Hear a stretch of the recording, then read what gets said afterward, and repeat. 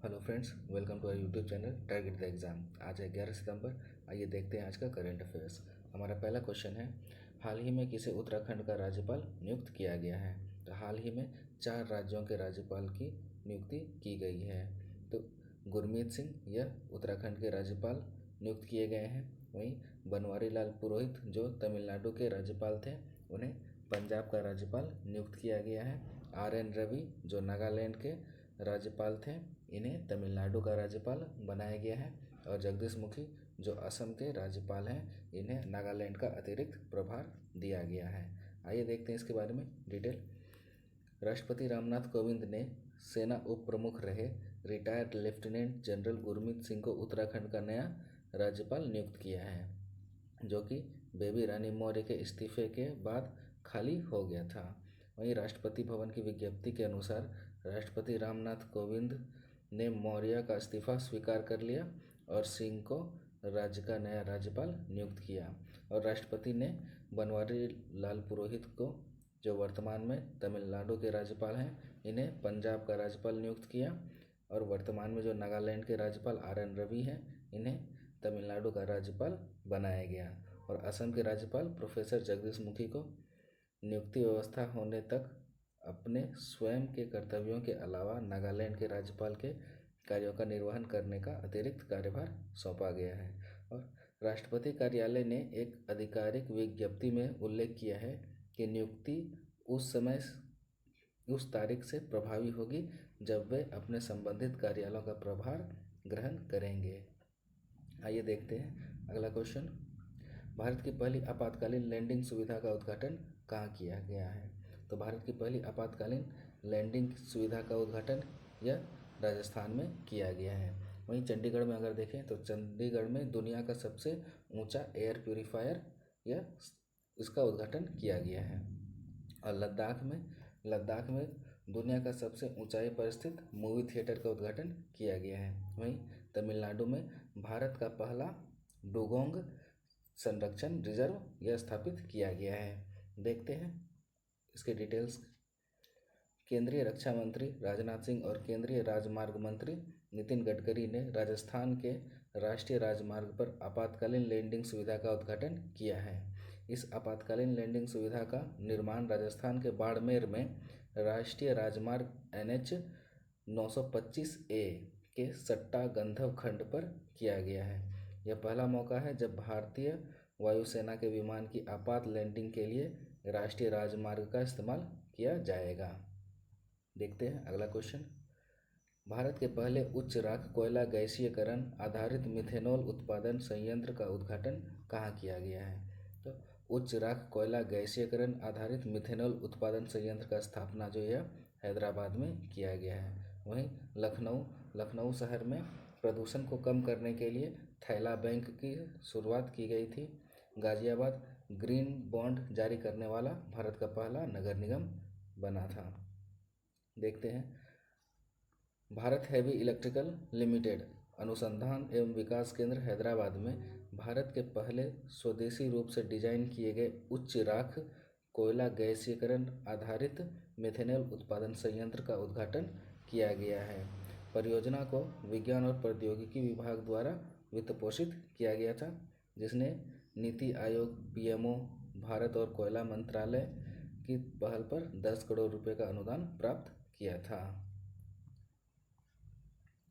National fertilisers limited के नए CMD कौन नियुक्त हुए हैं? तो नेशनल फर्टिलाइजर्स लिमिटेड के नए CMD यह नियुक्त हुए हैं निर्लेप सिंह राय। वहीं अतुल भट्ट या राष्ट्रीय इस्पात निगम लिमिटेड के CMD नियुक्त हुए हैं SL Tripathi United India insurance company के CMD नियुक्त हुए हैं। और हर्ष भूपेंद्र बंगारी या एक्सिम बैंक के MD नियुक्त हुए हैं। देखते हैं सरकार के स्वामित्व वाली उर्वरक फर्म नेशनल फर्टिलाइजर्स लिमिटेड ने निर्लेप सिंह राय को कंपनी का अध्यक्ष और प्रबंध निदेशक नियुक्त किया है। और NFL नेशनल फर्टिलाइजर्स लिमिटेड का मुख्यालय यह नोएडा में है और इसकी स्थापना 1 सितंबर 1979 को हुई थी। वर्ल्ड सुसाइड प्रिवेंशन डे कब मनाया जाता है? तो वर्ल्ड सुसाइड प्रिवेंशन डे यह 10 सितंबर को मनाया जाता है। वहीं अगर अदर ऑप्शन में देखते हैं तो 9 सितंबर को international day to protect education from attack यह दिवस मनाया जाता है। और 9 सितंबर को ही इलेक्ट्रॉनिक व्हीकल दिवस मनाया जाता है, वर्ल्ड ईवी डे मनाया जाता है 9 सितंबर को। वहीं 8 सितंबर को अंतर्राष्ट्रीय साक्षरता दिवस मनाया जाता है। और 7 सितंबर को international day of clean air for blue sky मनाया जाता है। और 5 सितंबर को इंटरनेशनल चैरिटी डे मनाया जाता है और राष्ट्रीय शिक्षक दिवस मनाया जाता है। तो देखते हैं, international association for suicide prevention द्वारा हर साल 10 सितंबर को वर्ल्ड सुसाइड प्रिवेंशन डे मनाया जाता है। यानी इसका उद्देश्य क्या है? दुनिया भर में आत्महत्याओं को रोकने के लिए यह मनाया जाता है। और इसकी शुरुआत 2003 में की गई थी। और यह किसकी सहायता से? तो international association for suicide prevention, विश्व स्वास्थ्य संगठन और world federation for mental health, इनकी सहायता से 2003 से यह दिवस मनाया जाता है, वर्ल्ड सुसाइड प्रिवेंशन डे। और 2021 का यह थीम क्या था? तो इसका थीम था क्रिएटिंग होप थ्रू एक्शन। और international association for suicide prevention, इसकी स्थापना 1960 में प्रोफेसर इरविन रिंगेल और नॉर्मन फर्बरो के द्वारा की गई थी। NIRF इंडिया रैंकिंग 2021 में किस संस्थान को शीर्ष स्थान प्राप्त हुआ है? तो NIRF इंडिया रैंकिंग 2021 में यह IIT मद्रास को शीर्ष स्थान प्राप्त हुआ है। ओवरऑल में IIT मद्रास को शीर्ष स्थान प्राप्त हुआ है। वहीं अगर मैनेजमेंट में देखा जाए, प्रबंधन में, तो यह IIM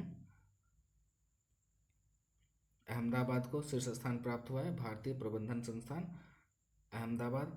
और यूनिवर्सिटी में, विश्वविद्यालय की कैटेगरी में देखा जाए तो इंडियन इंस्टीट्यूट ऑफ साइंस, भारतीय विज्ञान संस्थान बेंगलुरु को। और चिकित्सा संबंधी क्षेत्र में देखा जाए तो अखिल भारतीय आयुर्विज्ञान संस्थान या नई दिल्ली इसे प्राप्त हुआ है। देखते हैं, केंद्रीय शिक्षा मंत्री धर्मेंद्र प्रधान ने वीडियो कॉन्फ्रेंसिंग के जरिए 9 सितंबर 2021 को NIRF इंडिया रैंकिंग 2021 जारी की है, जिसमें ओवरऑल भारतीय प्रौद्योगिकी संस्थान मद्रास IIT मद्रास को ओवरऑल में शीर्ष स्थान प्राप्त हुआ है।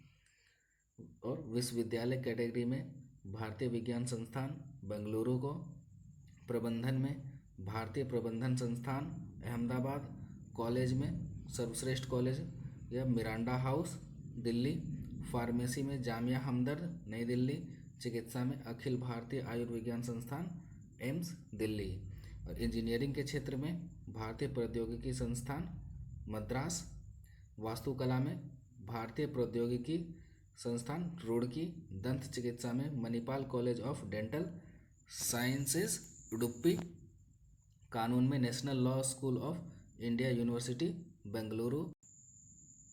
हाल ही में किस बैंक के द्वारा bob world digital platform launch किया गया है? तो बॉब वर्ल्ड डिजिटल प्लेटफॉर्म यह लॉन्च किया गया है बैंक ऑफ बड़ौदा। वहीं अगर अदर ऑप्शन को देखते हैं तो कर्नाटक बैंक के द्वारा हाल ही में POS पॉइंट ऑफ सेल्स वाइज पोज गो यह लॉन्च किया गया है। वहीं अगर अदर ऑप्शन में देखते हैं कोटक महिंद्रा, तो कोटक महिंद्रा के द्वारा पे your contact mobile app launch किया गया है। और ICICI बैंक के द्वारा दुकानदारों के लिए डिजिटल और संपर्क रहित बैंकिंग मंच मर्चेंट स्टेक और फॉरेन एक्सचेंज के लिए InstaFX लॉन्च किया गया है। देखते हैं, बैंक ऑफ बड़ौदा ने बॉब वर्ल्ड नाम से अपना नया डिजिटल बैंकिंग प्लेटफॉर्म लॉन्च करने की घोषणा की है। इस प्लेटफॉर्म का उद्देश्य क्या है? तो एक ही छत के नीचे सभी बैंकिंग सेवाएं प्रदान करना है। वहीं बैंक ऑफ बड़ौदा का मुख्यालय यह बड़ोदरा गुजरात में स्थित है। और बैंक ऑफ बड़ौदा के अध्यक्ष ये हसमुख अधिया हैं और इसके MD और CEO ये संजीव चड्ढा हैं। RBI ने IDFC फर्स्ट बैंक के MD और CEO के रूप में किसे पुनः नियुक्ति की है? तो IDFC फर्स्ट बैंक के MD और CEO के रूप में पुनः नियुक्ति यह किनकी हुई है? तो यह हुई है वी वैद्यनाथन की। वहीं अगर रजनीश कुमार का देखा जाए तो रजनीश कुमार आंध्र प्रदेश के आर्थिक सलाहकार नियुक्त किए गए हैं और यह HSBC Hong Kong Shanghai banking corporation के स्वतंत्र निदेशक हैं। और Satish Pareek international road federation India के अध्यक्ष हैं और PPK रामाचार्यालु या राज्यसभा के महासचिव हैं। देखते हैं भारतीय रिजर्व बैंक ने IDFC फर्स्ट बैंक के प्रबंध निदेशक और मुख्य कार्यकारी अधिकारी के रूप में वी वैद्यनाथन को फिर से नियुक्ति के लिए अपनी मंजूरी दे दी है। और वी वैद्यनाथन इनका कार्यकाल जो है 3 साल के लिए और बढ़ा दिया गया है, जो 19 दिसंबर 2021 से प्रभावी होगा। और उन्होंने इसका MD और CEO का जो पदभार है यह कब से ग्रहण किया है? जब IDFC बैंक और कैपिटल फर्स्ट का विलय हुआ था। और यह कब विलय हुआ था IDFC बैंक और कैपिटल फर्स्ट का? तो इसका विलय दिसंबर 2018 में हुआ था और तब से यह IDFC फर्स्ट बैंक के MD और CEO के रूप में कार्यभार संभाल रहे हैं। IDFC फर्स्ट बैंक का मुख्यालय यह मुंबई में है और इसकी स्थापना अक्टूबर 2015 में की गई थी। Best energy efficient unit award हाल ही में किसने जीता है? तो best energy efficient unit award यह जीता है त्रिची गोल्डन रॉक वर्कशॉप ने। वहीं अगर अदर ऑप्शन को देखते हैं तो पायस एयर प्राइवेट लिमिटेड, इसके द्वारा चंडीगढ़ में सबसे ऊंचा एयर प्यूरीफायर टावर का निर्माण किया गया था। और power grid corporation of India limited, तो इसने ATD अवार्ड जीता था, association of talent development award ये जीता था। और इनकम टैक्स अपीलेट ट्रिब्यूनल, इसके कार्यवाहक अध्यक्ष ये नियुक्त हुए हैं GS पन्नू। देखते हैं golden rock railway workshop Tiruchirappalli ने विभिन्न ऊर्जा संरक्षण उपायों को अपनाने और लागू करने के लिए भारतीय उद्योग परिसंघ से ऊर्जा प्रबंधन में उत्कृष्टता के लिए 22वां राष्ट्रीय पुरस्कार प्राप्त किया है। और GOC वर्कशॉप भारतीय रेलवे की एकमात्र वर्कशॉप है जिसे इस साल यह पुरस्कार मिला है। कोविड-19 के खिलाफ बच्चों का टीकाकरण करने वाला पहला देश कौन बना है? तो कोविड-19 के खिलाफ बच्चों का टीकाकरण करने वाला विश्व का पहला देश यह क्यूबा बना है। वहीं भारत हाल ही में प्लास्टिक समझौता करने वाला पहला एशियाई देश बना है पुर्तगाल के एक फुटबॉलर हैं क्रिस्टियानो रोनाल्डो, जिन्होंने सर्वाधिक गोल करने का, अंतर्राष्ट्रीय मैचों में सर्वाधिक गोल करने का गिनीज रिकॉर्ड बनाया है। इन्होंने कितने गोल किए हैं? तो इन्होंने 111 गोल किए हैं। वही हाल ही में जापान के राष्ट्रपति जोसेहिदो सुगा के द्वारा त्यागपत्र दिया गया है। देखते हैं क्यूबा घरेलू वैक्सीन का उपयोग करके 2 साल की उम्र से अधिक बच्चों को कोविड-19 के खिलाफ टीका लगाने वाला दुनिया का पहला देश बन गया है। हालांकि अभी विश्व स्वास्थ्य संगठन द्वारा क्यूबा के घरेलू वैक्सीन को मान्यता नहीं दी गई है। तो आशा करता हूँ कि आप लोगों को यह वीडियो पसंद आया होगा। चैनल को सब्सक्राइब करें और वीडियो को शेयर करें। धन्यवाद।